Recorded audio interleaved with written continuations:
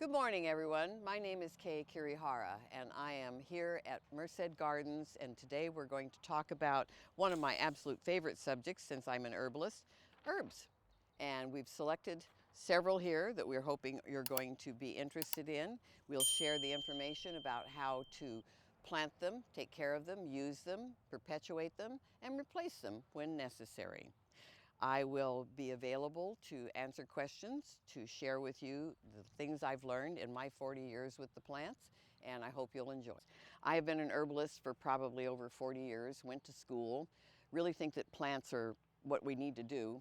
The mitochondria that started on this planet with the photosynthesis that gave us that, then gave us us. So plants are what you want to be. My car says over there that they are our medicine. So let's do some talking about plants here. I've given you guys a sheet, and it has just some general knowledge on the front, and then I've tried to address on the back the specific plants. And lovely Dana Allen came up here and gave us all these wonderful ones that they grow at this place.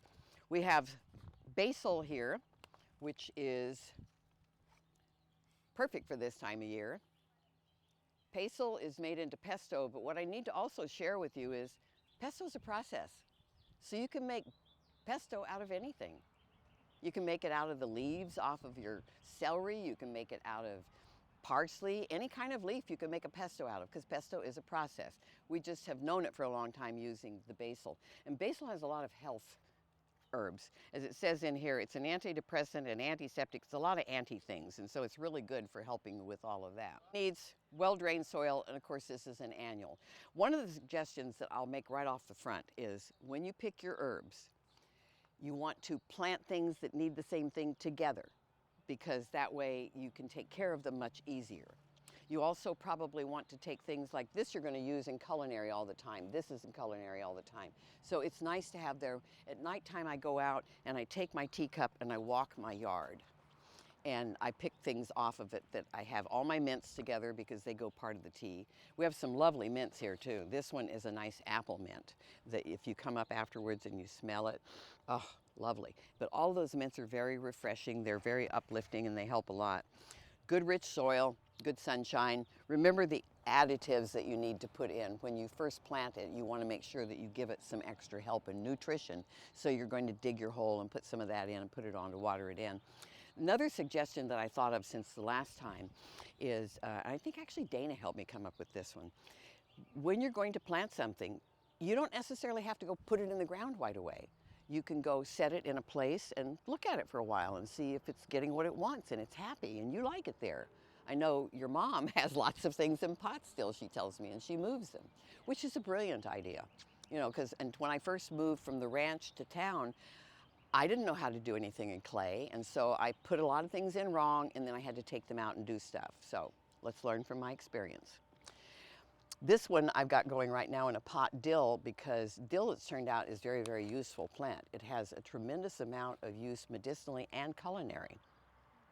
This is what we'll talk about today, with the idea that you can use these as culinary, you can use them as medicinal, and there's also infusions and things that you can use cosmetically. So, any questions?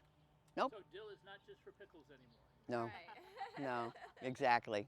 Plus, I've been reading lots about, they're all getting healthy with dill pickle juice. They say don't throw it away, that it does, it's your biome. It helps rebuild your biome. Because we have to count on this little guy, everything going through it.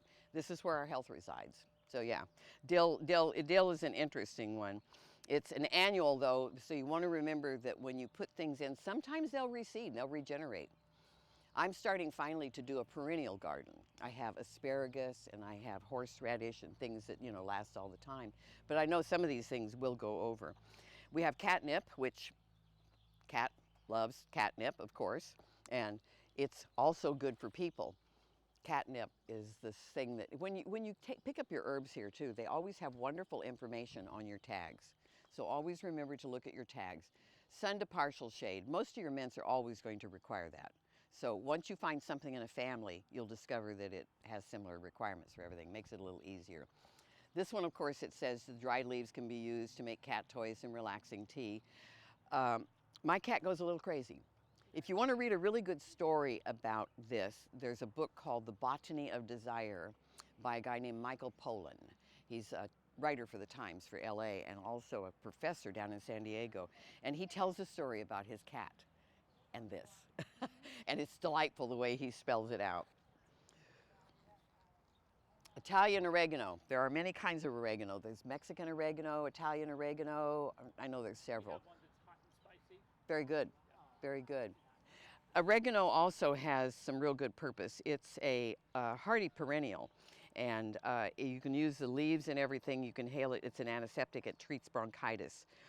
Very good in soups. Just pick it up, put it in, chew it. A lot of the herbs, if you walk around your yard, you can just nibble on them, and they can do good things for you. You know, a lot of our health starts with the oral thing. So in the restaurant, I grew up in a restaurant. My parents had 24-hour restaurants in the Bay Area. And my mother used to chew parsley all the time. And she said, oh yeah, it makes your breath fresh and everything. And I'm like, oh, okay, that kind of makes sense to me. From a culinary standpoint, it just helps build flavor as well. Yes. You may have 4 or 5 different herbs that you're putting in. Yes. They're all helping build a flavor as you go along. Absolutely. Thank you. I appreciate that. And that's more and more. I taught at middle school, middle ages. It was a big thing. You teach something for enough years, you kind of get the hang of it. And the idea was a lot of the herbs and spices came about during that time. We had no refrigeration during the Middle Ages. So this helped mask and kind of preserve and keep things. I think it might even be something like 50-50. Yeah, I think you're probably right, Brad. The definition is, you know, a woody thing that has uses and all, but So of those that are up there, which ones are like, would you say are perennials and which ones are annuals? oh, well, all these like leafy things, they're all annuals, Okay. you know, but then you have perennials like rosemary that will, oh, that's time. That's also a perennial. This kind of heavier thing, and then, The rosemary in the very front. yeah. And also your topiary. So rosemary is perennial, and I've tried to put on here and sort out where you've got basil, which of course is an annual, but it will sometimes winter over. Catnip will actually stay, it's a perennial. And chamomile is a perennial. Cilantro, it's an annual. Cilantro is amazing too. And I've tried to grow it a second time. Dana, his wife, told me there's one thing you can do. You can go get something sometimes when it first pulls out of the ground, if it has roots on it. Farmer's Market tends to sell those. You can put it back in the ground, it'll grow again. I've got cilantro right now at home. I bought it, organic's always expensive. And I make several recipes with it. And so I put it in a jar and replenish the water, and sometimes it'll even develop a root, and then you can stick it back in the ground. My younger sister does that a lot. It's pretty cool. Ah, that's right, she's got green thumbs. Yes. Some of people are born with green thumbs, other people have to work at it. I want to work at it. No problem.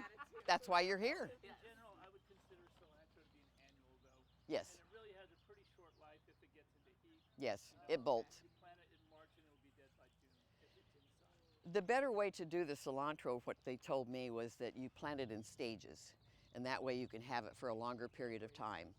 Yeah, and then you can bring it in, because it does, it bolts. There are things, spinach bolts, cilantro bolts, there's things that when they get hot, they just, because they're genetically triggered to do that. You know, like this one with the stevia here that's got its little flowers. This one I kept growing outside for a really long time. It did okay. And if you want a good substitute for sugar, this works. And it's fine. It fits in. That stevia will come back and come back and come back. I've had stevia going for about 8 years now in my backyard. Excellent. Excellent. I'm kind of hoping that if enough people could come to these and we got really interested, maybe we could come up with an herbal club that we could meet here like monthly or something for people who want to continue learning and growing and working and sharing. The thought. Good, good, good. Okay, questions? You talked about soil earlier. What does properly drained soil kind of look like? How do you build that? Yeah. A lot of times they'll tell you to reach in and grab it and pull it like this and then release it, and it should hold its form but not completely dissolve. And there's more and more of what they call lasagna layering now, where people will get a bed and then you begin putting in layers of things. They don't use peat anymore, but they use some sort of compost and, worm, and you keep putting it through and then you put the things into it. This place is where I buy my soil. When I first moved to town 7 years ago, clay, bad, doesn't grow. So I began amending. And over a period of time now I've got things that do pretty well. And then you need to feed things at least twice a year. And that one's pretty simple. You can make manure teas, you can make compost teas, you can, one of the things I was taught how to do is, and I'll try and bring this for the next session, thyme actually can help you heal your other plants because it has medicinal properties. So you can crunch up your herbs, pour hot water over them, and then doctor your other plants with it. There's a plant around here, people call it a weed. It's a plant, it's called nettle. It's that one you don't want to touch because it breaks you out. But if you're careful about harvesting it, they taught us how to stir fry it, make spinach, oh yummy beyond belief. Put it in your tea and drink it, it's packed with B vitamins. Or pour hot water over it, let it settle down, and feed it to your plants. It's like B1 that you buy. So plants can help your plants that way too. Good question, thank you. And I've looked up a lot, there's tons and tons of little things that will give you exactly. And of course, come out here because these people are very knowledgeable. Okay? See, have we covered all of our plants here? I bought one of these too. Hummingbirds love this. This is pineapple sage. Oh, it's a tender. You have to plant it in a careful place. The first one I had, this is sun to part shade, and you let it dry out in between. But this one can also be put into like that tea that you made. You can drop these kind of things in here, and it just is lovely. One of the things that I figured out doing is don't spray your house to get rid of things. Those are bad chemicals. We don't want to do that. If you want your house to smell better, take leaves off some of your aromatic plants and then let them just give you the aroma. Put them in a little water and put it out that way. But this is a very lovely mint. And this is, of course, you can put all your mints together, and they'll work really well. What do we have here? Suggestions on which plants or herbs to pair with or next to each other? What is it? I've got a book, and it's something about carrots like whatever. I usually look things up when I need to know. I don't carry that stuff around in my memory. So you would want to check and make sure because sometimes things go off. Also think about your underground plants as opposed to your above ground plants. Part of what I've started doing is I have wagons that wore out on the ranch. And so I've had boxes built on top of them and holes drilled, and I grow stuff in there. So now I've got my chard in one of those, and I've got celery in one of those, and that way you can actually move things if you need to. That's another thing. And if you really are desperate and you want to grow something and you're not quite sure, get a bag of soil, poke some holes in it, put the plant in it, and you'll be fine. I mean, there are ways to do things. I've told people who tell me I don't have anything. I used to do garden talks for retired places, and I would show them how they could take a bag of soil, put a tomato in it, and eat the tomato, and then just throw the soil away afterwards. But the main thing that you're going to need to do is if you don't have well-drained soil, you're going to have to chop it up and put stuff in it and make it so that your plant doesn't drown. And the other one would be you have to look and see, when you're in checking the nurseries here, ask your questions and then look in the book. And then, like I said, you can always set the plant there for a while and make sure it's happy.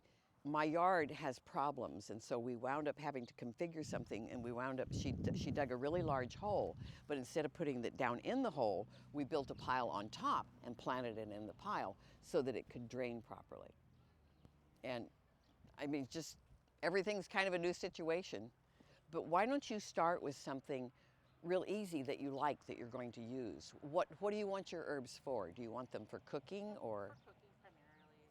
Okay, then you're definitely want to get the usual, the famous ones. You're going to want to get thyme, and you're going to want to get basil, and you're going to get some. You can always go back to the Simon and Garfunkel song, parsley, sage, rosemary, and thyme. Yes. All yes. those will get you through it. Those are the classics. Yeah. You'll see that you can take and put your herbs in your oil, kind of get the flavor. It infuses into that. And then you put your thing in there, and then the food picks up that. So that's the recommendation. Okay? Maybe some things that we didn't cover because we maybe consider them more vegetables are things like onions Oh, and garlic that you can grow yourself as well. yeah, I am.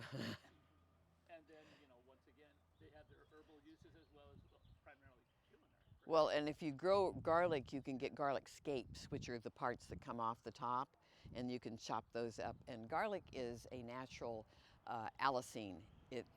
It's an antiviral. Once I had a sinus infection so bad that I couldn't do anything. They'd given me every kind of antibiotic. And I flipped open an herb book that I got from my husband's aunt, and it said, take 2 cloves of garlic, squeeze the oil into distilled water, drop or 2 in each nostril, may sting a bit. Well, that was definitely an understatement. Definitely an understatement. But longer story shorter here, within 3 days, it was gone. It was healed because the oil will penetrate and it's going to fight off all the infection. And you have to get things into your body. So yeah, why don't you start with those and then why don't you play with it and then be happy and this kind of thing. And the other one, you always want to pinch the leaves off so it keeps growing. And when you see flowers coming, you can pinch and then that'll keep it and spread it a little bit. If you really don't have very much space at all, you can just do an herb bowl. If you get a 12-inch flower pot, Absolutely. then you can get 4 or 5 in there easily. Oh, wow. That's a brilliant idea. That's a good idea. That is a really good idea. Yeah, and then you can put them all in and they'll be happy and you won't have to. Plant your thyme near the edge so it can go over. Mhm. Depending upon what kind of rosemary you have, you can have a creeping rosemary that will drape over the side. Or you can Or a put straight one, your yeah. upright So it's still rosemary in the back aesthetically so it can go tall. Yeah, I like to use my upright rosemary. I cut it off and put it into the pot and do wonderful things with it. And the other one, you can actually, it's good for your hair too. No, the pot idea is a good one, Brad. I like that. Space-wise, and that way you can take care of it, make sure the water's good. And then after you've gotten really comfortable with it, if you want, you can plant stuff in the ground later. But for the time being, especially a young, probably working all the time person, unlike a retiree like me, that would be a good idea. Thank you, Brad.